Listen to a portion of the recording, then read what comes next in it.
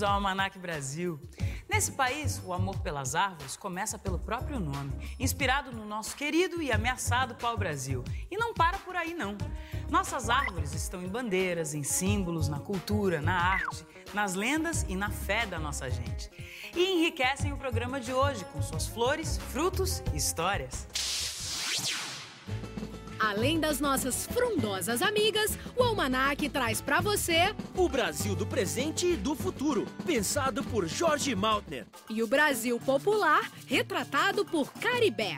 Um Brasil com as cores do maracatu. As lembranças de um tempo em que a moda entre as brasileiras era ficar bem branquinha. E as peripécias do célebre Cabo Laurindo, cantadas em verso e prosa. Tudo isso temperado pelas graças e causos de Almanaquias. Só aqui mesmo! As árvores brasileiras são um patrimônio inquestionável da nossa cultura. E como qualquer brasileiro célebre, elas também têm histórias para contar.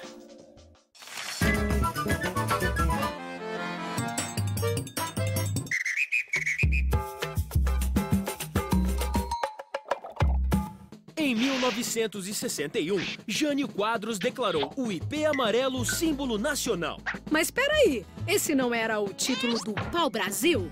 Calma, sem brigas. O pau-brasil é a árvore nacional e o ipê a flor nacional. Orgulhoso, o ipê agradece, florescendo nas estações mais secas do ano e alegrando com suas cores as paisagens mais tristonhas. Não é à toa que ele inspirou grandes autores brasileiros, como Castro Alves, José de Alencar e Mário de Andrade. Mas ao falar de árvore popular e bem brasileira, não podemos esquecer da nossa generosa jabuticabeira, que chega a produzir 1000 quilos por ano. Na festa da jabuticaba, em Sabará, há o costume de alugar jabuticabeiras. É só pagar para ter acesso aos quintais e se fartar com as saborosas frutinhas no pé. Houve tempo, no século XIX, em que as jabuticabeiras serviam até de calendário. Quando as árvores do pomar do Conde do Pinhal estavam em flor, o pessoal da fazenda enviava um telegrama para ele na Europa. Era hora de comprar passagem no primeiro vapor para encontrar as jabuticabas no ponto. Há muitos anos, muita gente diz que o Brasil é o país do futuro. E o futuro já passou faz tempo. Agora somos o país do presente. Quem defende essa ideia é Jorge Maltner, nosso papo cabeça de hoje.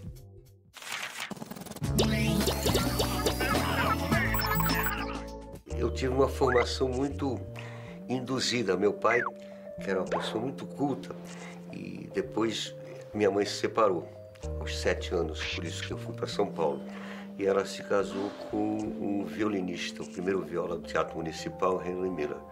E aí também a influência da música o tempo todo, não só da música clássica, que eu aprendia violino meio com ódio, né? Ódio e amor com o padrasto, mas ele fazia bico também na Rádio Nacional, na Rádio Record, Rádio Tupi lá de São Paulo, para ganhar dinheiro com música popular. Então ele ia lá, e eu com ele ia também. Então dos 7 até 14 anos eu ia toda hora com ele ver esses shows na Rádio Record. Sentei no colo da Aracide Almeida, falei com o Jackson do Pandeiro, tudo criança ainda, né? Nelson Gonçalves, Isaura Garcia, Aracide Almeida, que era a minha grande cantora. Até no livro Deus da Chuva e da Morte, que eu escrevo, comecei a escrever em 56, quando eu fiz o Partido do Caos com K. E nas primeiras páginas logo eu digo assim, Aracide Almeida igual Beethoven, embora ligeiramente superior. Então eu era totalmente fascinado. E mesmo na minha literatura, eu já cantava, já compunha, eu transcrevia poemas assim e letras de música. A geração que eu tenho encontrado, a garotada, tudo, através dos pontos de cultura, inclusive nos lugares mais humildes, eles já têm um computador, então eles têm contato com o mundo todo. Então eles fazem uma música, mas eles se influenciam um pouquinho pela música lá, de qualquer lugar, mas a determinante principal é a inspiração brasileira.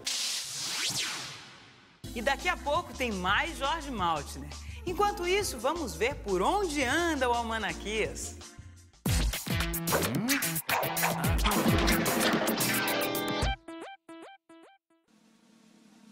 Hoje eu tenho uma pegadinha arbórea para vocês. Qual a capital sul-americana que vive sobre as árvores? Já sabe? Vamos ver se eles descobrem. Buenos Aires, sei lá. Essa cidade é capital de um país que a gente come no Natal. Peru. Capital do Peru. Qual que é a esposa do limão? Laranja. Limão. Lima. É isso, minha gente! Lima é uma fruta que fica em cima da árvore e é a capital do Peru que nós comemos no Natal. Captaram o raciocínio? Crianças costumam fazer mil manhas na hora de comer. Não gosto disso, não como daquilo. E às vezes os adultos também podem ser bem enjoadinhos. Vamos ver as dicas da nossa ciência doméstica para estimular o apetite de pequeninos e dos grandes também.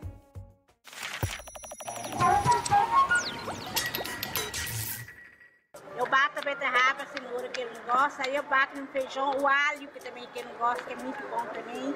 Aí eu bato tudo no feijão e não vê nada, cebola, e come, ele come assim normal. Às vezes bate tudo no liquidificador. Não acredito que seja correto a gente esconder os alimentos em outras preparações. Então, misturar a beterraba no feijão, misturar verdura no arroz, enfim. Por quê? A criança nunca vai ter consciência daquilo que ela está comendo. Eu levei ele no restaurante, aí não tem aqueles pratos que tem a cascarinha? Eu mostrei pra ele a cascarinha, foi aí que ele começou a comer. Coloridinho, eu já fiz isso. Eu já sorti muito, né? E eles acham que eles alimentam melhor. Apelar pro lúdico, né? Então, colocar lá formas de rostinho, inserir realmente a alimentação no mundo da criança, no fantasioso, para que ela tenha um estímulo maior ao apetite.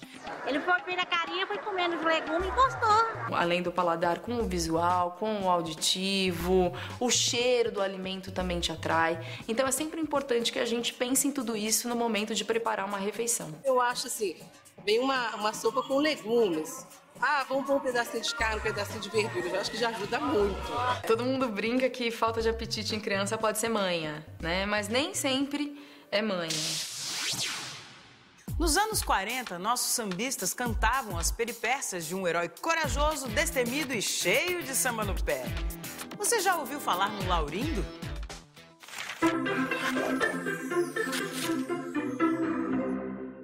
Noel Rosa já tinha usado o nome em uma composição, mas foi com o samba de Erivelto Martins que Laurindo caiu na boca do povo. A letra falava sobre a destruição da Praça 11, onde aconteciam os desfiles de escolas de samba. Laurindo subia o morro convidando o povo a esquentar os tamborins, dizendo que a Praça 11 não havia acabado, não. Wilson Batista aprofundou a biografia com a música Lá Vem Mangueira. Laurindo era um diretor de bateria da Verde Rosa, que foi enviado para lutar na Segunda Guerra Mundial. E a saga continuava em Cabo Laurindo. Wilson contava a volta do rapaz coberto de glória, trazendo garboso no peito a Cruz da Vitória. Em Comício em Mangueira, o cabo fazia um discurso comovente que fazia a escola toda chorar. Mas, afinal, o tal do Laurindo realmente existiu? Não, mas muita gente acreditava que sim.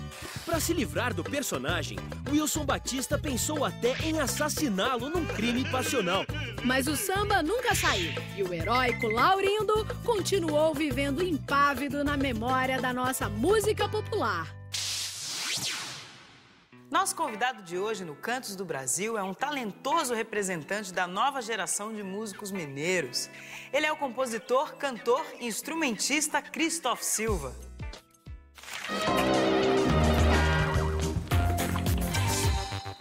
Foi nas mãos de um velho jangadeiro que uma vez eu vi uma agulha dançando, uma linha virando uma rede. O que me faz sentir bem em casa, em Minas Gerais, eu estou começando a encontrar em vários cantinhos do Brasil também, né? Nosso jeito de relacionar, sabe?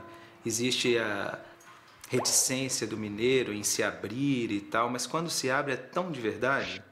Os espaços vazios da tarde verde, pra peneirar um cardume nas ondas do mar. Quem conhece canção brasileira sabe, assim, aqui tem um apreço muito forte pela questão dos acordes, né, a busca de percursos harmônicos, e isso acaba aparecendo até em gêneros muito distantes da MPB, até em música eletrônica, às vezes a gente sente um gosto por essa coisa melódico-harmônica que Minas Gerais traz, assim. A palavra que vem chega antes e além, quando a voz de uma pessoa soa.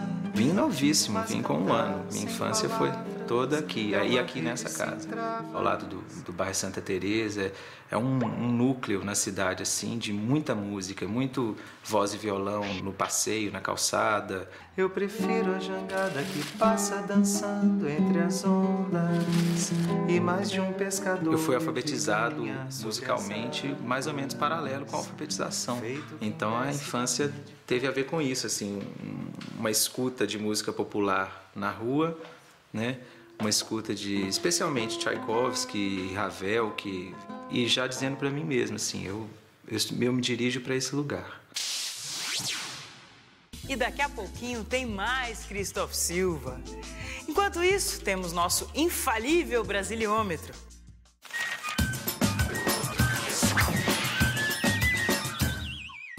Saindo um desafio brasiliométrico no capricho. Atenção! Quem é o mais velho habitante do nosso país? Eu acho que é... Pode ser um peixe, um ser humano. Pela história, são os índios, né? Famoso, tem que ser. Foi esse Dercy Gonçalves só. Fica aí confabulando que já já a gente volta com a resposta.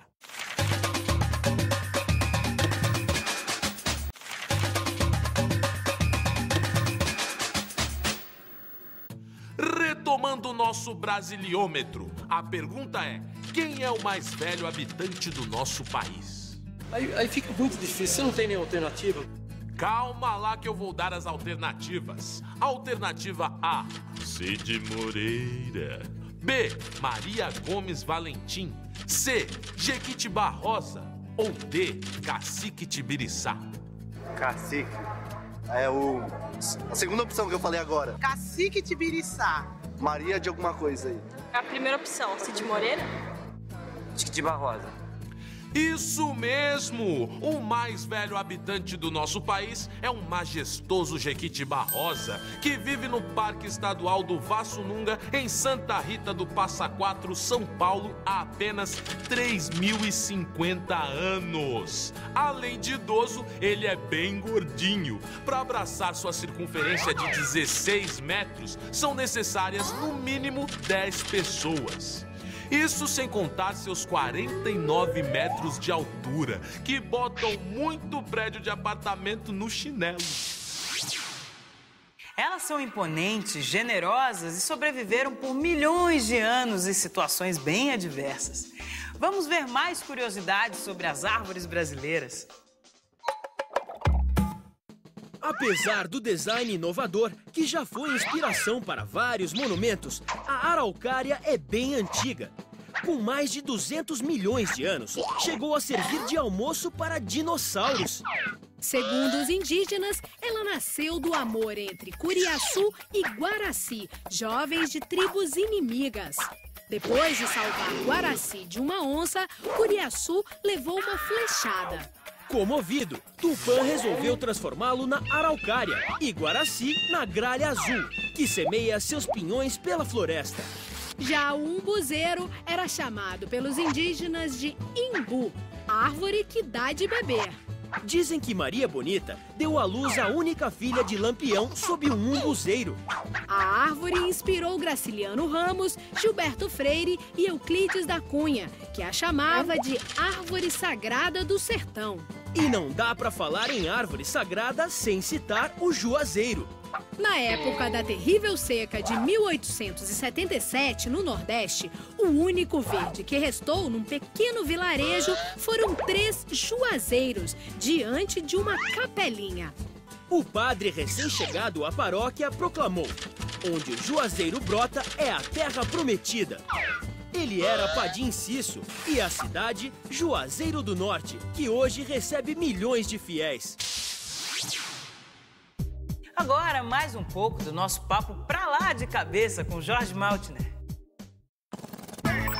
Toda a arte moderna falava isso, por exemplo, Oswald de Andrade é antropofagia, mas ele é essa amálgama enfurecida. O tropicalismo chegou depois e trouxe a plenitude dessa amálgama. O que é essa amálgama?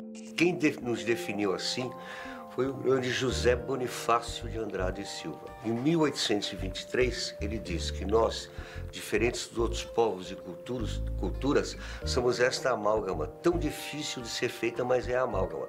Então os outros países têm diversidades. Nós não, nós já somos a amálgama. Os grandes escritores, Gilberto Freire, Sérgio Buarque de Holanda, eles falam da amálgama como grande capacidade de mistura, mas ninguém ficou fiel ao dizer do próprio José Bonifácio. Então eu retomei essa amálgama e hoje em dia essa amálgama resplandece no mundo. Desde a pré-história, o que define o ser humano é a informação que chega ao cérebro, mas ela tem que vir banhada de emoção, senão nós não registramos. Por isso que, graças a Deus, né, as gerações nascem tão inteligentes e me deixam boquiaberto o conhecimento. E os nossos neurônios são, segundo estudos, comparando com bytes de computador, o nosso cérebro é trilhões, a potência de trilhões, a nova potência de trilhões de bytes. Então é uma coisa... Houve uma época no começo do século passado em que as mulheres consideravam o uso do pó de arroz indispensável, fosse para uma noite de gala no teatro ou para um simples passeio até a confeitaria. Essa veio lá do fundo do baú.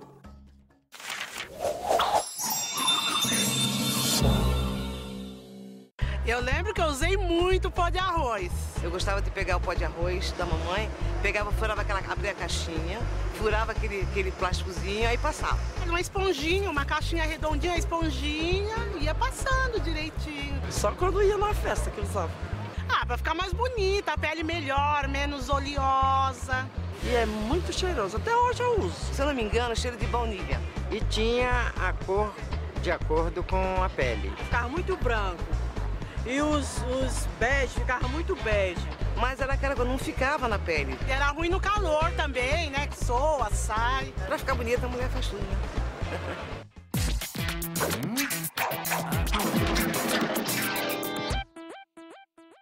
Quem me contou esse caos foi o meu compadre Rolando Boldrin, sobre o seu amigo Furquim, o tal que tinha um cachorro que era o melhor do mundo para caçar perdiz. Olha só o que o Furquim contou. Uma certa vez, eu tendo que ir para São Paulo, me agarrei com o cachorro e lá fomos nós dentro da jardineira, eu e ele. Chegamos lá na capital, um despropósito de gente, e fomos logo percurar os meus parentes. De repente, meu cachorro perdigueiro amarrou. Uma parte, amarrar é quando o cachorro de caça pressente algo e fica estático em posição de ataque. Amarrou numa esquina cheia de movimento de gente andando e automóvel passando, olhando firme para onde tinha uma grande banca de revista e jornal. Eu garrei a percurar a tarcaça e nada de encontrar, pois foi aí que eu a reparei num jornal de pendurado. Pois não é que no cabeçalho do tal jornal tava escrevinhado assim: Bairro das Perdizes. Ha! O bicho tinha que amarrar mesmo, uai. Bom caçador faz assim, eu não é? Chapéus, golas, guiadas e surrões. Por trás de cada detalhe dos figurinos do maracatu rural existe uma arte minuciosa. E hoje a gente aprende como é que eles fazem.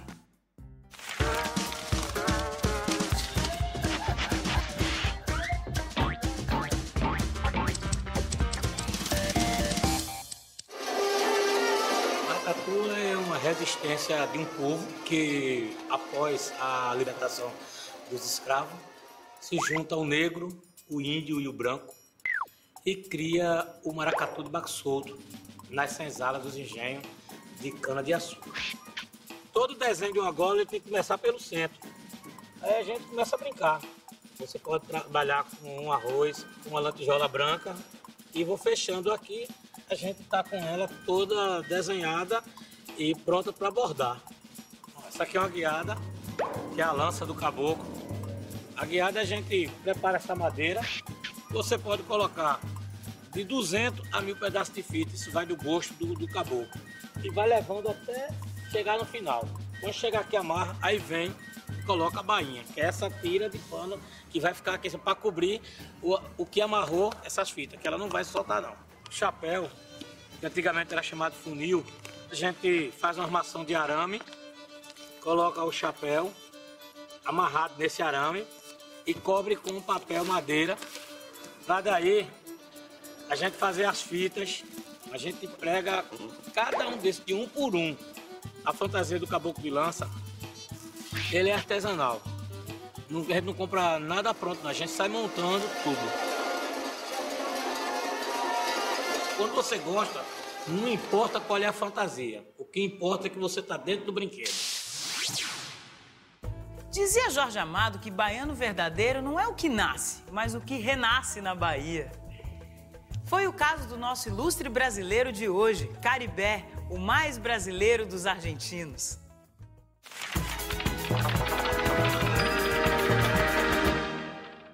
Héctor Júlio Paride Bernabó, o Caribé, nasceu na Argentina, passou parte da infância na Itália e aos 8 anos desembarcou no Brasil. Depois de estudar na Escola Nacional de Belas Artes no Rio, conseguiu o que chamou de melhor emprego do mundo: viajar pelo país enviando ilustrações para jornais cariocas. Sua casa definitiva no Brasil seria Salvador, para onde se mudou em 1950. Naturalizado brasileiro, Caribé fez da Bahia o cenário da sua arte. Retratou como ninguém seu cotidiano, suas tradições, seu povo. Apaixonado pelo candomblé, orgulhava-se de ter sido sagrado com sua mais alta distinção, Obá de Xangô. Como autêntico devoto, Caribé faleceu aos 86 anos, durante celebração num terreiro de candomblé. Poderia existir argentino mais baiano no mundo?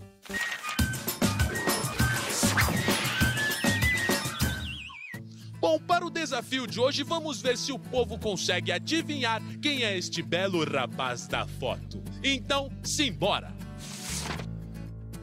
Aquele mau caráter da novela. Miguel Falabella. Esse aí é bom caráter, esse é um ídolo nacional. Ele, inclusive, tinha um cavanhaque, assim. Jaime Monjardim. Ele é de Londrina e é baixinho, tem 1,92 m de altura. Fábio Assunção. Ah, o Kaká. Ele é atleta, mas não é do futebol. É o Guga. Eu vou levantar pra ver se vocês cortam aí. É jogador de vôlei. Murilo. Do Giba. Isso aí! É o grande jogador de vôlei Gilberto Amauri de Godoy Filho, mais conhecido como Giba, que já recebeu o título de melhor jogador do mundo. Sacou? Agora a gente curte um pouco mais do som e da prosa de Christoph Silva.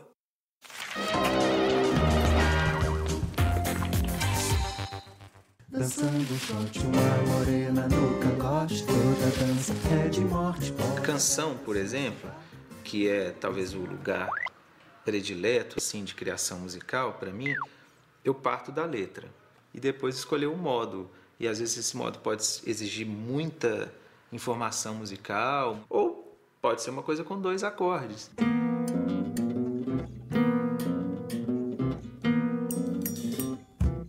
Meu alimento é farofa de parafuso. Toda música precisa de uma reescuta, sabe? Ter a chance de ser ouvida de novo, né? E aí, assim, algumas músicas na 5ª reescuta começam a revelar que ela tem uma dose de reincidência muito forte no que já foi feito. E aí, assim, a curva dela já começa a ficar descendente, assim, ela vai para a estante das canções dispensáveis, né? Outras, com a reescuta, como Os Bons Vinhos e O Amor Verdadeiro, vão sempre solicitando mais outras reescutas, né? E aí sim, são aquelas canções que se tornam clássicos, nem que sejam clássicos pessoais, mas aquilo que você não vive mais sem. Nunca mais. O brasileiro tem uma oferta grande de tesouros desse tipo, né? E aí cada um pode escolher os seus.